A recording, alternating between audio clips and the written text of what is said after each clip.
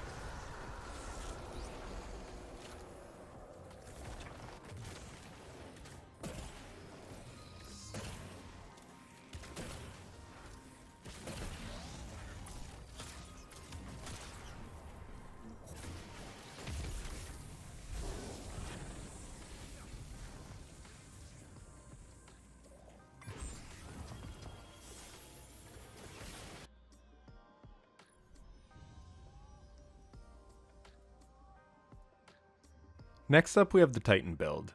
We're on Void 3.0 again, using the shield throw melee. For aspects we have controlled demolition. Bastion is great for our ability cooldowns, but this build still has decent cooldowns, and controlled demolition allows the enemies to become volatile and explode. This is amazing for ad clear, so that is why we went with this. We also have offensive bulwark, which will allow our grenade cooldown to be quicker when we have an overshield, and we can get an overshield from our shield throw, just not from putting our barricade down because we don't have Bastion. For fragments, we have Echo of Instability, where getting grenade kills will give us volatile rounds. We have Echo of Expulsion, where Void ability final blows cause targets to explode. This helps for ad clear. We have Echo of Exchange, where melee final blows grant grenade energy. And of course, Echo of Undermining to allow our grenades to weaken enemies. For weapons, we have the Hung Jury in the kinetic slot just for dealing with barrier shields. And then we have the exotic Void Pulse Rifle Graviton Lance. Just like Le Monarch, this thing slaps with volatile rounds. It is almost like you are running a special weapon. And then in the heavy slot, we have a Void Rocket Launcher in the Red Herring. Now let's look at the armor mods. We have a very similar setup to the Warlock, where we are trying to create wells and chain ability kills. On the helmet, we have Melee Wellmaker to make a Void Elemental Well on a melee kill, as well as Rocket Launcher Ammo Finder and Harmonic Siphon to make Orbs of Power on Void weapon kills. On the gloves, we have Font of Might to give our Void weapons 25% more damage when we pick up a Void Elemental Well, and then Unstoppable Pulse Rifle and Anti-Barrier Scout Rifle. We have the exotic chest piece Heart of Inmost Light. This will empower our abilities as we use our abilities, as well as lowering our ability cooldowns. For this reason, we are running 100 Resilience to spam barricades to get the chain going, and then running High Discipline and Strength so we can spam our abilities. We have Elemental Ordnance on the chest piece to create a well from grenade kills, and then Thermoshock Plating for solar and arc resist. If you have Heart of Inmost Light with Void Affinity, then run Void Resistance here as well. On the boots, I have Radiant Light for the plus 20 to Strength, and Innervation to reduce melee cooldown when we pick up an Orb of Power, as well as to activate the Radiant Light secondary perk. We also have Rocket Launcher Scavenger to help our heavy ammo reserves. And then on the mark, we once again have Overload Grenades on, but this is not needed and just on here because it is an Artifice piece, so it has an extra slot. But we have Volatile Flow to give our Graviton Lance volatile rounds when we pick up a Void Elemental Well, and then we have 2 Bomber mods to reduce our grenade cooldown when we put down our barricade. That is going to do it for the build. As I mentioned before, you want high resilience, discipline, and strength for this build. I will leave you with the rest of the run, and then see you for the Hunter.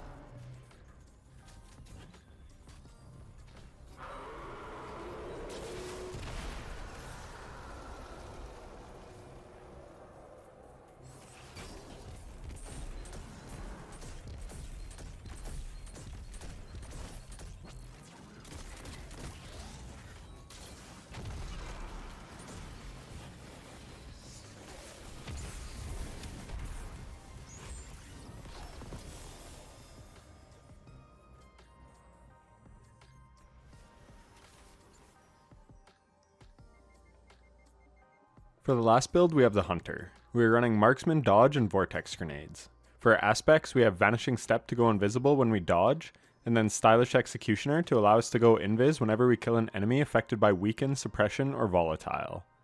We have Echo of Undermining to allow our grenades to debuff enemies. We have Echo of Remnants to make our Vortex Grenades last longer. We have Echo of Leeching to start health regeneration on melee final blows, and Echo of Starvation to grant us Devour when we pick up an Orb of Power. This fragment is key for this build, but it comes with one very big downside that I will go over later. For weapons, we have the exotic scout rifle Dead Man's Tail. This is great for ad clear as well as chewing through barrier knights' shields. Then we have the Void Glaive the Enigma, and finally we have the Stasis Rocket Launcher Palmera B with Explosive Light. I will go over why Explosive Light is crucial here and why there is a very specific way you have to play this Lost Sector with this build.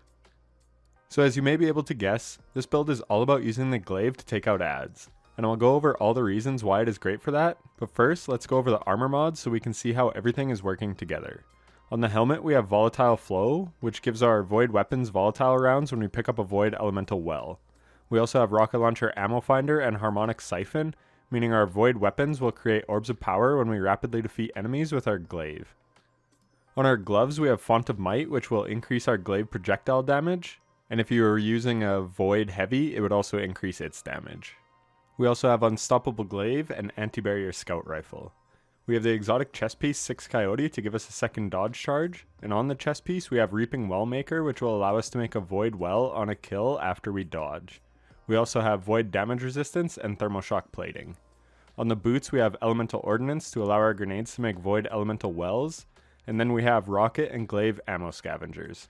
And finally on the class item we have Suppressing Glaive. This is the most important part of the whole build as it allows us to go invisible on glaive final blows because of its synergy with Stylish Execution. We also have on Elemental Armaments, which will allow us to create a Void Well after getting a bunch of glaive kills. However, this does not work with the glaive melee, only the projectile kills. And I also have Overload Grenades on, but again, it's not needed. So that is it for the build. Now let's talk about it. I showcased the synergy of Stylish Execution and Suppressing Glaive quite early into the new season, as did many other content creators. This is very strong, but it can be inconsistent to activate, so just be careful. Now, I mentioned there were some issues with this build. The first is the glaive issue. Even though it is a void weapon, it doesn't benefit from the void weapon increase on the melee hits. Therefore, we still have to two-shot all of the acolytes. Not a huge deal though. But as you are taking out acolytes with the glaive melee, you cannot proc orbs with Harmonic Siphon. This is the first problem because we want orbs for Echo of Starvation, which will give us Devour. And why do we want Devour? Well, because when we get a kill on an acolyte, it spawns the fire pools at their feet.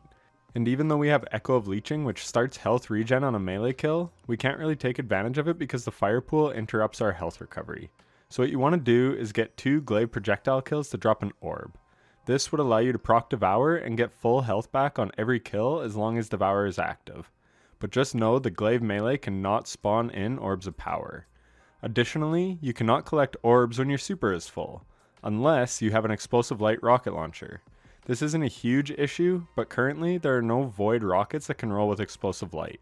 So for this lost sector, you either have to run a rocket that is not void so you can always be guaranteed Devour, or you will have to run an explosive light rocket launcher. I would recommend the explosive light. The background gameplay is with explosive light and you can see me chew through ads due to Devour.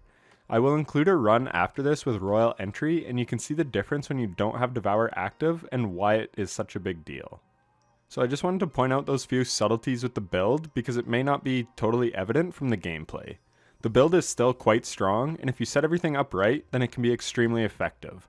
I wanted to show off a glaive build here too because I figured people may want to run a glaive as there are lots of unstoppables. But if you do run a glaive, then you definitely want Devour, and you want it to be procced pretty much all the time. With Devour, I even died once because I was just being stupid, and this was still my quickest run. So it's definitely a very effective build. But that's all I really have to say about it, and that's gonna do it for the video. I hope you found it helpful, and I hope you liked the new format. I figured this was a good way of showing the build in depth while not just showing mods for an entire 3 minutes and talking about each build before showing the run. I decided to combine them to save some of your time. Let me know how you feel about the format changes down below. Personally, I think it strikes a good balance, and I hope you enjoyed it. I'll be uploading the other 10 lost sectors over the next 10 days, so if you're interested in that, be sure to subscribe so you don't miss out. If you made it this far, then I thank you so much for watching. Happy lost sector farming, Guardians, and take care.